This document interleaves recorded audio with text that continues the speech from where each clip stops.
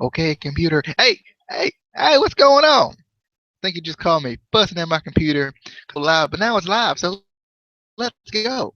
All right, we're excited. Battleground 2015, 2015, not like 1995 or something. Well, then, you know. But welcome to is the only podcast that is always an instant classic. Um, Casey kind of threw me for a loop tonight because I was not expecting to do this review tonight, and then he was like, "I'm home," and I was like, "Oh, all right then, let's do it." so I was prepared for it, but I just wasn't expecting to do it tonight.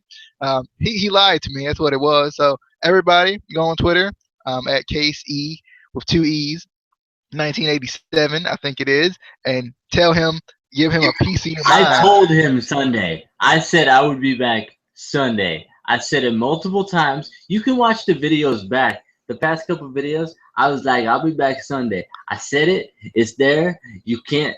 Yep. Go give him a piece of your mind, just a piece of it, not all of it, because you don't want to lose it. You don't want to lose your mind. Just a piece, just a piece. But let's get into it. We got Battleground 2015. I didn't even get to watch the pre-show tonight, so that told you how excited I was about watching this. Actually, I was actually really excited. I just didn't get to watch the pre-show, which is weird for me because I actually like pre-shows for some weird reason. But I know King Barat ended up winning via the bullhammer. It makes a lot of sense. He probably should have won via the bullhammer. That's his finisher. And, he did win the King of the Ring, so what were they going to do with him afterwards? Turn him back into Bad News Barrett again? I don't know. Did you get to watch that match at all? Any thoughts on that match at all? I sort of half watched it because I feel like all these pre-show matches are getting repetitive and way too predictable. Like, I knew exactly what was going to happen. I knew Barrett was going to win because WWE is never going to take R-Truth seriously. I mean, even TNA took him more seriously when he was there than WWE has ever taken him. And it sucks. I don't know why he stays. Like, when he could go to a place like TNA where they're gonna actually give him, stuff to do that isn't just pre-show matches, But yeah, it wasn't. I didn't even think it was that good of a pre-show match. It was just kind of like it could have been because I knew what was gonna happen. It wasn't. There was no surprise to it. It was so predictable, which is why they need to kind of mix up the pre-show matches, like make them a little bit unpredictable. Give me a surprise every once in a while. But it was just, again, the pre-show matches are just to get you excited, get you into the show. It's not supposed to be any amazing match. I mean, if you think about it, it was the Battle for the Crown match, so that shows how stupid it is. It's a stupid gimmick match to see who's king of the ring. So it was all right. It was watchable, but it wasn't like entertaining, really. I didn't think. Please note that R-Truth was once TNA World Champion. so there you go. That shows you how how how much WWE cares about him. But we got a Battleground video package. You know, I liked it. It kind of mixed in the Battleground type of a war, whatever thing they were going for, in with wrestling, which you know, whatever. um, I don't know. I kind of liked it. It was all right. I kind of watched it, kind of didn't watch it. But I mean, it was a video package. Any thoughts on it at all? It was okay. Some parts of it didn't really make sense because didn't have to do with a battle.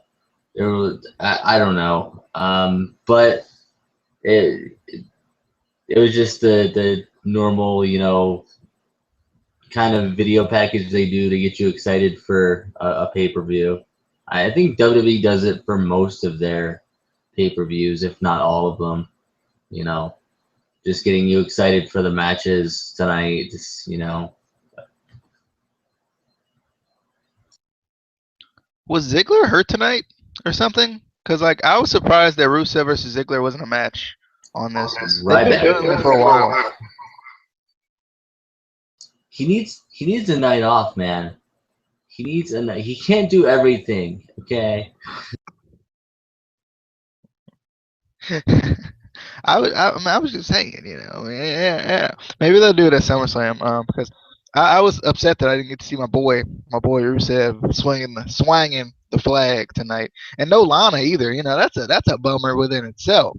No Lana. So, but anyway, let's get to the first match. We got Sheamus versus Randy Orton. This was just kind of an aggressive match. The fight does end up going outside of the ring. Sheamus trying to take a break, but Orton's just not really having that. He wants to keep the pace going. Nothing really too special about this match. I just found it was just aggressive, which makes sense with Sheamus and Orton. It was a nice RKO for the win there at the end. I didn't even see it. I didn't see it the first time I showed it, and I didn't see it during the replay. So I was like looking up like intently, like I gotta see this RKO. It looked like it was cool. And I looked down again, and then I'm like, no, I missed it. So I missed it twice. I hope it was as awesome as I had a feeling that it seemed like it was. It might not have been. It might have just been a regular RKO. Just happened to be seemingly awesome to me in my mind. But yeah, it was just an aggressive match. I don't know if it was great. It was kind of one of those weird matches where I never really felt like this was a legit feud. It was kind of just one of those things where it felt like it was kind of just thrown together at the last minute because I don't remember seeing too much of Randy Orton and Sheamus recently. But anyway, any thoughts on the Sheamus, the Randy Orton? What were you just trying to say there? Anyway, yeah, first of all, did anyone else notice that the arena looked a little bit kind of, I don't know if it was smoky or just hazy in there. I haven't seen an arena like that in a while. Used to see that a lot in like the Attitude Era back in the day. I haven't seen it in a while, so I don't know if it's just how the arena was or just was just the lighting. But I was like, this is bringing me back. But anyway, yeah, I feel like this was just a match that they built up just so Randy Orton had a match in his hometown. There's really nothing else to this match. There's no title implications. There's no. It's just a feud they built up so Randy could have a match in his hometown because he wasn't doing anything else. He wasn't doing anything with the Authority. He wasn't doing anything in the title picture.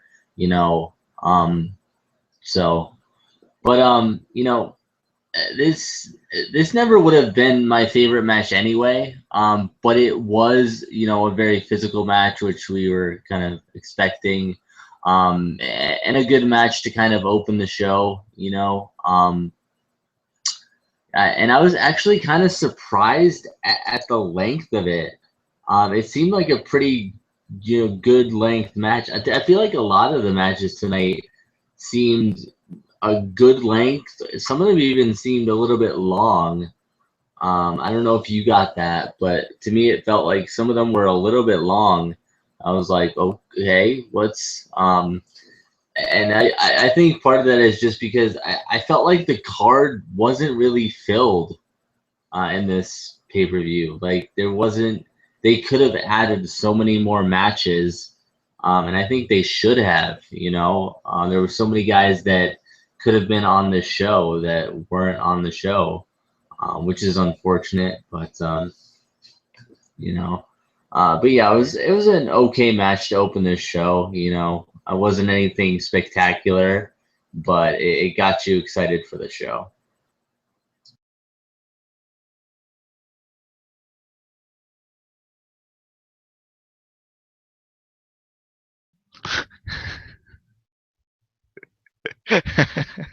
I was thinking about it. I was like, wait a minute. but anyway, we get an interview with the McMahon of Stephanie. Stephanie McMahon, the principal owner, and things that she does. And she was talking basically about having a triple threat match tonight. Instead of a 9-person tag team match that I wanted, Stephanie, hear me out now. Come on. Come on. You know what? Where was the 9-person tag team match that I wanted? You know, never done it before. It could have happened tonight. You know, come on, WWE. Come on, listen to the greatest thing you've ever heard in your life. Come on, listen. Anyway, no 9-person tag team match, but instead we'll get a triple threat match, which I still was kind of excited for. I kind of watched this show backwards though. I already knew the triple threat match was coming when I started watching it, so when I went back and watched this, I was like, oh yeah, I already saw it. Yeah, okay. But yeah, still exciting. Any thoughts on the interview with Stephanie McMahon and the fact that we didn't get our 9-person tag team match?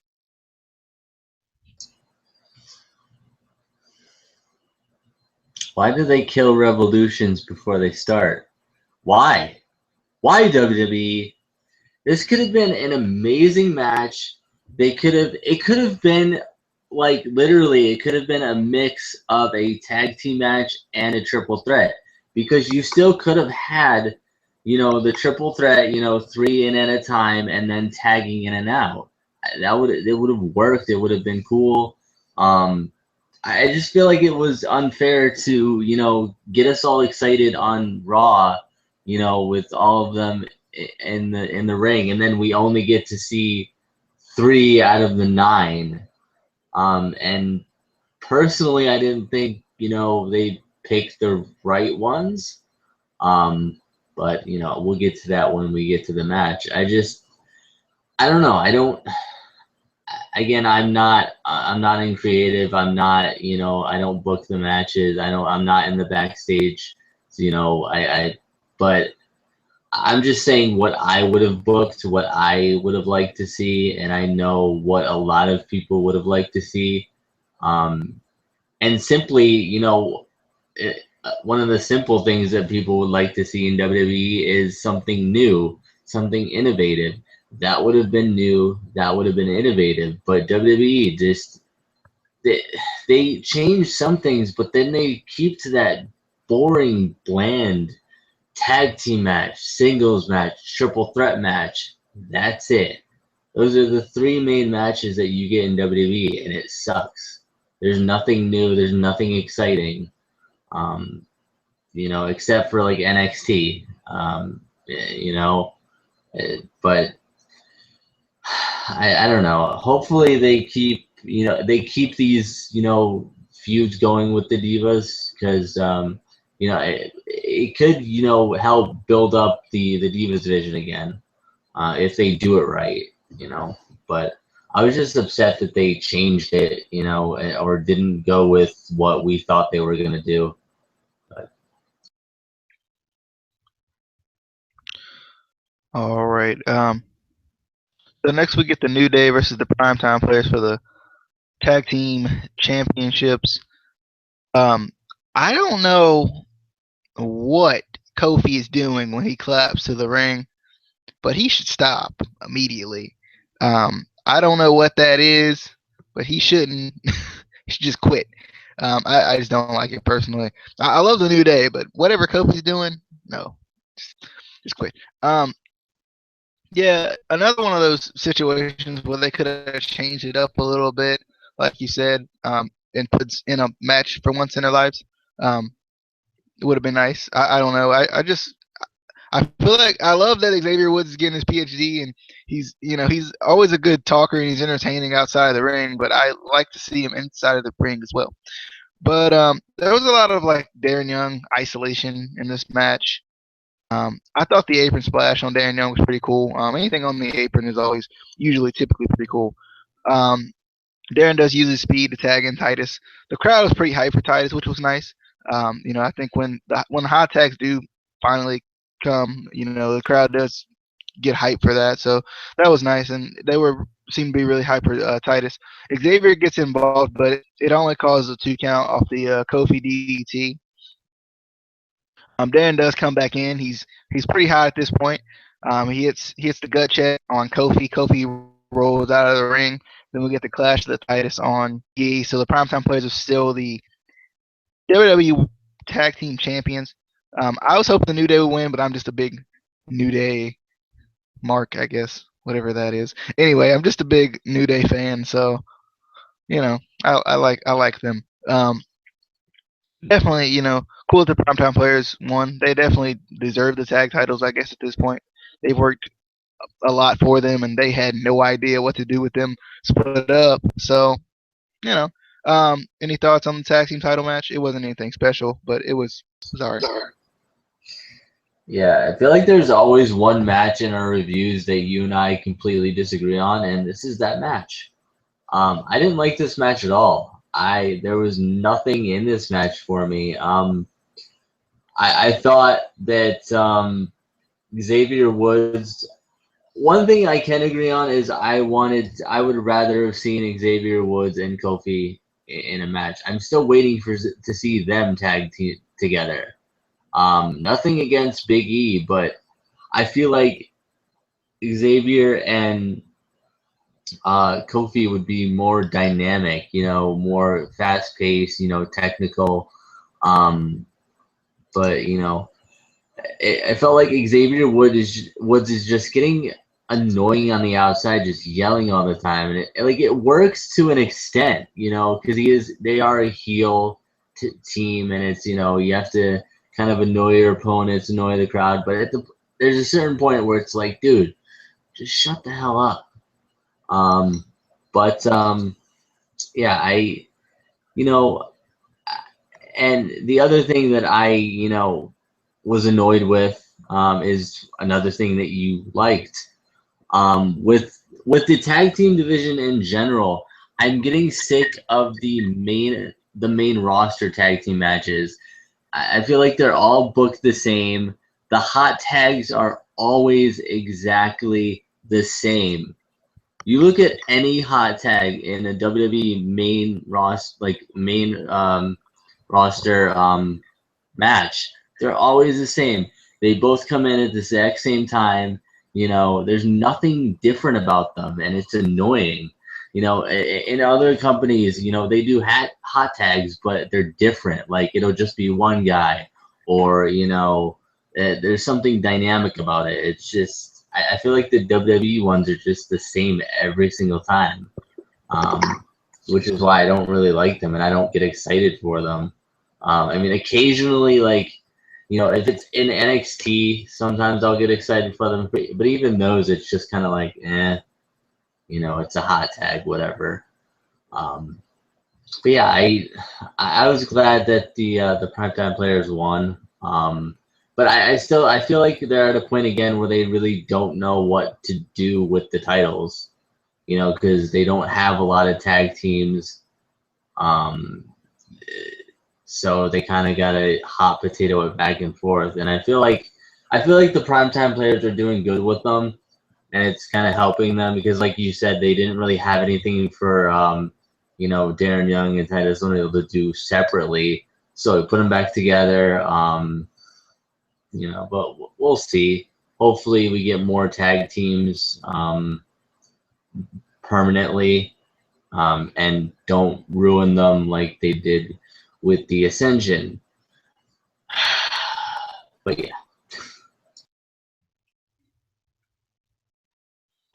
All right.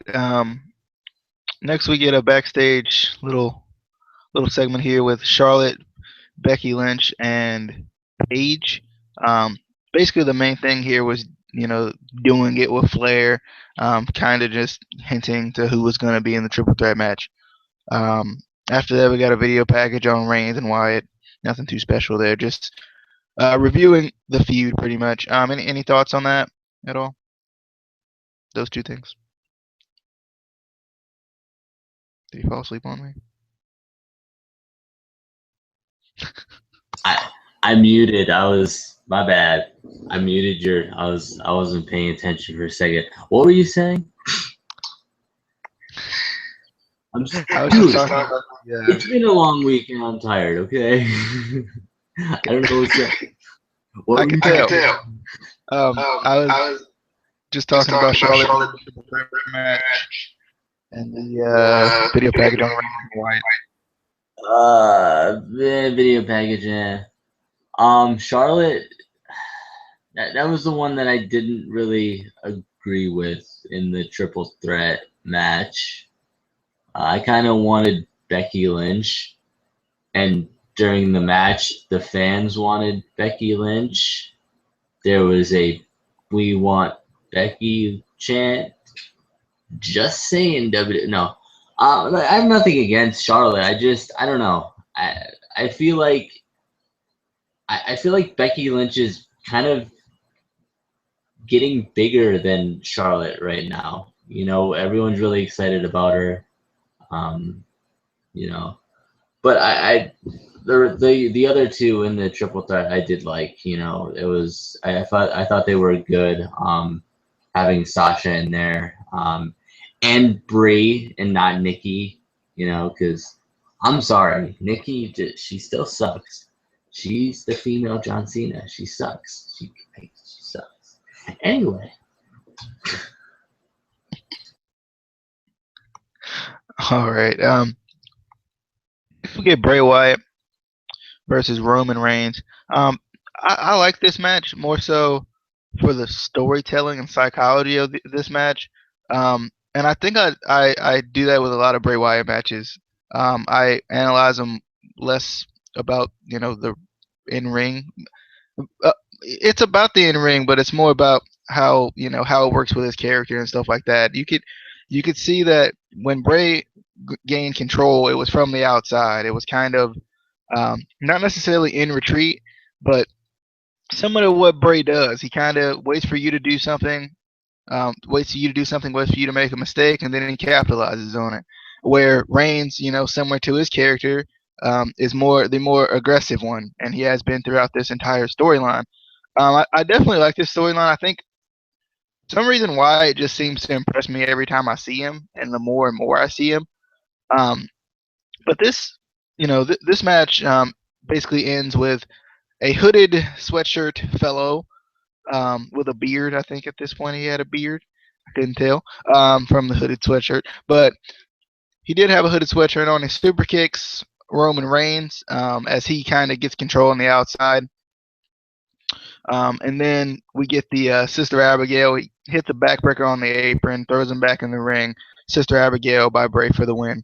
Um, I definitely, I did like this match. I thought this match was, really good. I think this is one of my favorite matches. I like Bray Wyatt. I like his character, the way he kind of plays off other people's characters. All of that. I definitely like that. I like when Roman went for the apron drop kick that he does. I think they call it drive by. Bray, reversed that into a spear. I thought that was really nice. Um, and I love how Bray transitioned from the decapitation clothesline into the Sister Abigail at one point in this match. I just think he's doing really good with especially some of his transitions. Some of the transitions in some of the matches tonight were really good from one move to another move or one kind of fake out move to another move. But definitely I like this match personally. Any thoughts on this? Yeah, I thought this was an okay match. It was definitely, exciting, intense, but you kind of, I feel like you expect that from a Bray Wyatt match, he's one of those guys that kind of can really work the match well and kind of gives everything he has.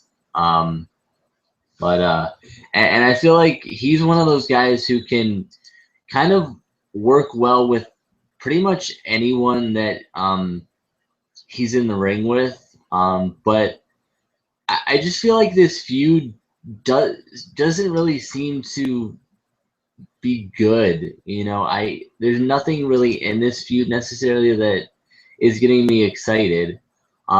It was kind of really confusing for a while because I was like, okay, why is Bray, trying to, single out Roman Reigns? It doesn't make sense. And then we find out that, oh, it's because he thought he should have been in that match and gotten the, the briefcase. But he never seemed like the kind of guy who, he didn't really want the title. He just wanted to kind of, be the crazy guy. It didn't seem like he ever really needed a title. He just needed to kind of be that, Riddler type character, like what I mean, like that kind of, you never really know what he's thinking, but he's gonna kind of play mind games on you. So I just feel like this feud was confusing, and he could have been in a feud with a lot of other guys that I feel like would have been better. And it's just annoying that they're kind of throwing, Roman Reigns around for a while there. They were like, oh yeah, we're gonna keep him in the main event picture for the title, and then we're not gonna do that. So it's kind of like they're throwing him around, I feel like. But it was a good match though. I liked it. It just the feud in general, I'm not really a fan of.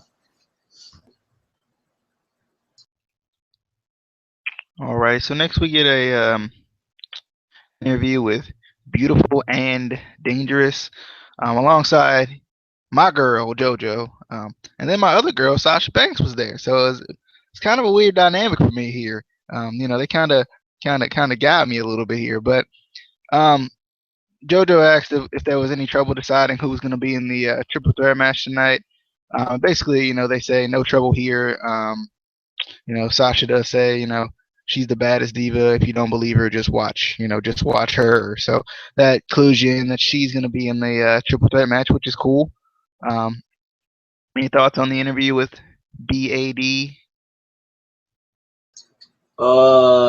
Stupid name, WWE. Stop making stupid names. Stop it. That's all. All right. I'm gonna let you take the Divas match since you apparently loved it so much. Let you take it. All right. This is the match where WWE ruined my dreams, as they do a lot. So we had the Divas triple threat match that should have been a 9 Divas tag team match that could have been elimination style, but no, why would we do? Anyway, so we got Sasha Banks with Naomi and Tamina, which this team doesn't make sense to me at all. It's the one team out of these 3 teams that's like, how does that work? What? They don't have history together. What? Versus Charlotte with Paige and Becky makes more sense. They were all in kind of NXT at the same time. Makes sense. Versus Brie Bella with Nikki and Alicia Fox. Alicia Fox still doesn't really make sense with the Bellas, but whatever, we're going with it. They don't do anything else with Alicia anyway, so. It was still a good match. I would have, like I said earlier, I would have replaced Charlotte with Becky, just with her kind of getting more, popularity right now. I feel like Charlotte's going to be popular anyway. If nothing else, obviously she's talented, but if nothing else, for the fact that she is Ric Flair's daughter. Anybody who is kind of the son or daughter of a big name superstar, or past, is going to be big somehow. The Usos were popular. They were sons of Rikishi. Curtis Axel is, he's not the biggest guy, but he is popular. He is Mr. Perfect's son. You know what I mean? It kind of, they don't necessarily really need to be pushed as much as, like somebody like Becky Lynch, who is getting that, she's getting the ball rolling, and I just don't want them to stop it on her. So I would have put her in this match. But I like the other 2. I felt like I felt like Sasha Banks obviously was a good choice in this match. and I was happy that they put Brie Bella instead of Nikki or Alicia. But I didn't write too much about this match. I just wrote that Charlotte did win via the figure eight, which I'm liking a little bit more now. When she first started doing it, I just thought it was stupid and gimmicky. But it is kind of growing on me. I'm starting to like the figure eight more. I'm waiting for like the figure 16 or something. I don't know. Where she like completely bends back and she like stretches under, and I don't know. I don't know. We'll figure it out. We'll work it out. But what did you think of this match? I thought this match was pretty good. Um, it was refreshing to kind of see Charlotte and Sasha Banks on the main roster doing things. Nikki did kind of fake us out, but um, I think I would have rather seen Alicia Fox. I just like Alicia Fox personally. Not because she's black, just because I like Alicia Fox. Um, but yeah, I really do. I like Alicia Fox. Um, you know, I feel like Alicia Fox is better than the credit she's given. Darn it. And she's she's not the champ. I can't say that. Darn. But anyway, I did think this was a good match though. I enjoyed it. Definitely enjoyed it. The double knees in the corner. Shout out to Sasha for that one. I love the double knees. Um, I I feel like Charlotte was in this match because she was kind of technically the first one called up. If you think about it, she was supposed to be the first one called up and never really didn't really happen. I feel like that's why she was kind of chosen for this match because it's kind of been a long time coming for her. But yeah, I think she'll be fine, and I feel like all of these girls will be fine, especially the newer ones just coming up. Um, but definitely excited for some future matches, and to see what happens with NXT as far as these girls kind of transitioning onto the main roster full time, I guess you could say. Um, Next, we get a video package on Cena versus Owens. Uh, yeah, it was a video package on Cena versus Owens. Um, and then Kevin Owens versus John Cena. I'm gonna let you take this one first too. I just kind of want to hear your thoughts before I give my thoughts personally, because I know you probably weren't happy with the ending of this match, but the floor. I'm gonna give you this match because my network completely screwed up and I couldn't go back, so I had to watch it from like the middle. But yes, I was very upset with the ending and freaking John Cena, stupid U.S. title. Freaking. But it's okay. I feel like they're gonna push this feud more because it is a good feud. It's giving Kevin Owens some more kind of spotlight, which I think he definitely deserves. I could see him. I think he's going to win the title eventually. Unless they just change the U.S. title into the World Heavyweight title, and they give it to John Cena for 15 years. Like they've done with the. Anyway, I'm not gonna go into a John Cena rant. I'm not. I'm holding back. Give your thoughts. He's holding back for the official John Cena rant when we actually do it. He's got to hold it all in. He'll just put like little jabs in there every once in a while, and then when the real one comes, he goes the combo. But anyway, yeah, Kevin Owens versus John Cena for the U.S. title. I thought this match was still a really good match. I feel like the first one was so good though that like you can't outdo the first one. I think that's how a lot of matches are. When the first one's really good, the other ones can be really good. The other ones can be just about the same, like in really goodness. Yeah, in really goodness. But shut up, Casey. In really goodness, but you know, okay, they can be just as good. Sorry. The other matches can be that works. That works. The other ones can be, just as good. But I feel like that first one, it kind of just always overshadows the rest of them just because it is the first one. Um, but yeah, this match was good. This match had some nice transitions too. The springboard stunner catching to the German suplex. I thought that was nice. Let's see if I can find my other ones here. I don't. Anyway, I like this match because I wrote a lot of notes for this, and I didn't really mean to write a lot of notes for this. Um, I hate the Swanton bomb into the knees. I just feels like that hurts me when I watch it. So, ow, Kevin Owens, you hurt me a lot. I just don't. I like the move, but like into the knees is just like ow, like that's a lot of knee to be taken into your back. That anyway. But Cena does win via the STF, which was surprising to me too that they had Owens tap in this.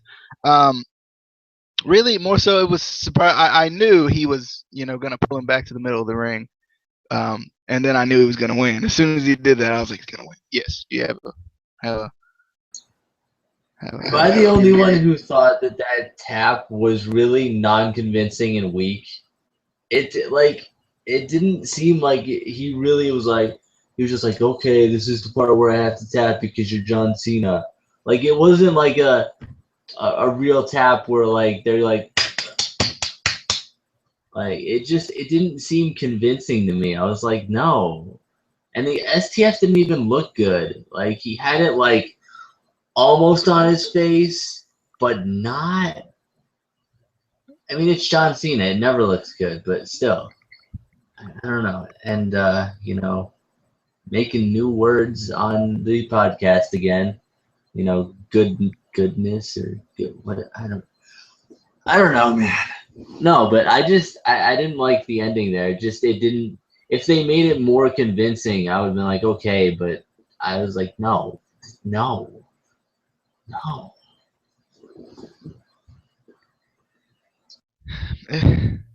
was just frustrated. Not that Cena won, because I was like genuinely cheering for Kevin Owens in this match because I was like, this would be just such a cool moment. It was kind of like when I was cheering for Bray Wyatt and I cried at the end of WrestleMania 30. Anyway, it was kind of like that, but like I feel like they're gonna have some sort of fatal four-way match because Cesaro is gonna insert himself into this somehow. They're gonna have a triple threat fatal four-way. Um, Sami Zayn, throw him in there, please, please, please, please, for me. I'll love you, WWE, forever. At least for a little bit, for like a couple seconds. Throw him in there. If he's healthy, put him in there. Him, Cesaro, Kevin Owens, and Cena. Come on. Cena. But I mean, seriously though, like I think that would be a good idea. I did hear something about maybe a four-way match coming up at SummerSlam, which is only 5 weeks away, which doesn't feel that long from now. But yeah, that'll be good. I hope they try for something, especially adding Cesaro in there. That'll these have been really good matches. So if you add Cesaro in there,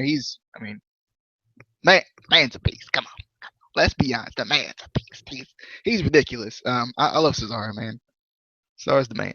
I'm glad he's getting some singles time and some actual singles time with the unfortunate Tyson Kidd injury that hopefully is not too terribly bad. It's going to keep him out for a while. But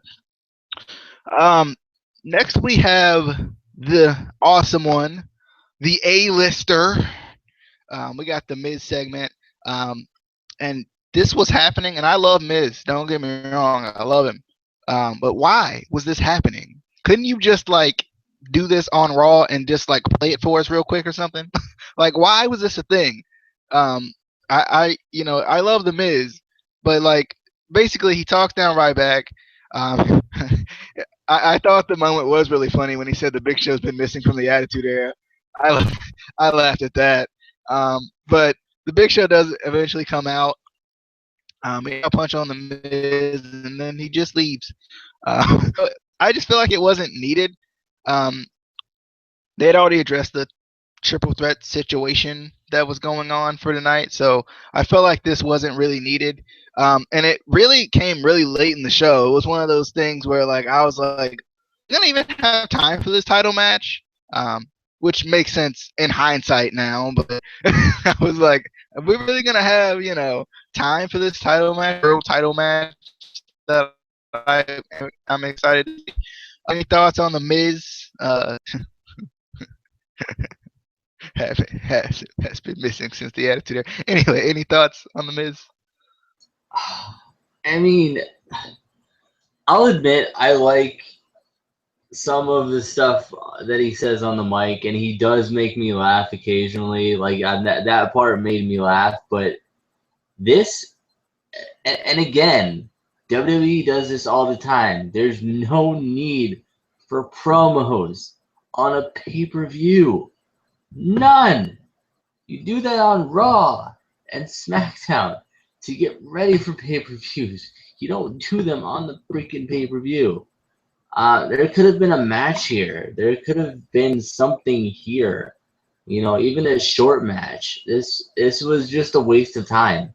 It didn't do anything. Okay, we got to see Big Show knock out Miz. Like, we're not gonna see that on Raw again. It was just a complete waste of time. Alrighty. So next we get a video package on Rollins versus Brock, the feud. It was a video package. I'm just gonna stop mentioning them because not that they're not interesting, but like if you've been watching weekly television, you kind of know, and it's pretty much the same thing. Like they show them a lot. So yeah. But we get Seth Rollins versus Brock Lesnar. First off, WWE again with this. Why? Why did Seth Rollins come out first? I know he had like a hairdo with a little slightly less blonde tonight, but other than that, why did he come out first? WWE. Why? He's the champ. He's the champ. Darn it! I can say it now. Because he's a champ. I just don't understand that. Like, I don't care if Brock Lesnar is the special occasion. No one cares. He's the champ. Darn it. I'm gonna rant about this champ thing. I don't understand why WWE does that though. It does like put it in the back of my mind that the champion will lose when they come out first. For some reason, when WWE does that, because a lot of times when they do come out first, they lose. But anyway, Rollins trying to do the run around thing. But Brock Lesnar, is not Bull Dempsey. There's no vending machine to distract him. He is not having that. He does get the advantage though for a little bit, but it doesn't really happen. He tries to work the leg a little bit, but he gets caught. And basically whatever Rollins tried early on this match, he got caught in. Suplex City does, officially open its doors. We get the suplex. Rollins kind of looking for the reprieve, but Lesnar isn't having it. Nice little hurdle over the guard rail, the barricade. Yeah, the barricade. Nice little hurdle there. Rollins does reverse the suplex and starts to work the legs again, hits some super kicks. He starts the super kick party. So that was nice of Rollins. We come to Suplex City, we need a super kick party, I guess. So that's nice. Rollins to come with the super kicks. Nothing really. He tries to go, takes the beast outside, and we get the suicide dives. I had to make up like every punny thing I could with this super kick party and the Suplex City. So I called it Suicide Dive Central because I was like, why not? Might as well. He goes for suicide dives, but he gets caught in that. It's just nothing really happening. Rollins eventually slaps Brock, but Brock not having that. Brock goes for the F5, at least tries to, and the gong hits. If you don't know what the gong is, it's that little thing you put in the band. It's that kind of it's more of an Asian custom. They hit it, goes dome. Yeah, like that. And the gong is iconic with the dead man. So the gong hits and the lights go out. and in the ring is the Undertaker with some hair, which was nice. So your hair can grow back in WWE. It can. It's possible, at least for the Undertaker. But he's the dead man, so he does things that shouldn't be possible. So it's fine. But he does hit the choke slam on Lesnar. Lesnar did try to fight it off, and he tried to go for the F5, but it didn't happen. Choke slam, tombstone on Lesnar, and basically they just no contest this match. I don't even know where the referee went. like Undertaker showed up, and Rollins and the referee were gone. They were out. They weren't having any of this. There was no like official announcement that Rollins retained. Nothing. Everyone was gone. They were just letting us enjoy that Undertaker was there at any other time besides WrestleMania, which was cool. So yeah, I'm kind of curious to see what they're gonna try for here. If they're gonna try for a Brock Undertaker thing, like a redemption type thing. I've been hearing rumors about um, Undertaker and Sting maybe trying that. I was surprised about this because I heard rumors that he'd be on Raw, not on Battleground. So it was very interesting. Very, very intriguing. I'm excited for tomorrow to see what they're gonna do with this situation, if nothing else. And excited to see Rollins be like, I did it all on my own. Pretty much. Any thoughts on the title match? Yeah. This was kind of a weird match for me because I didn't want Brock to win the title, but Rollins he sells really well and he works really well in the ring. And it's kind of fun just watching him get destroyed and thrown around because he sells it so well. And I'm like, yeah, but I don't want Brock to win. But yeah, but no, but yeah. And then when the gong hit, I think I peed myself a little bit with excitement. But I was kind of confused. First of all, it was cool to see Taker. He looked amazing. Like he looked really good. But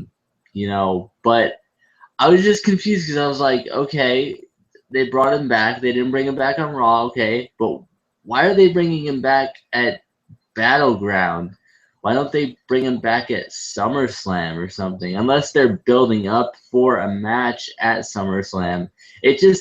Battleground doesn't seem like a big enough show to bring him back. Like it was like, oh, but this was a good segment. I don't know why they didn't ring the bell or anything. They just kind of disappeared, and I think the match is still going on. I really do. It didn't end, so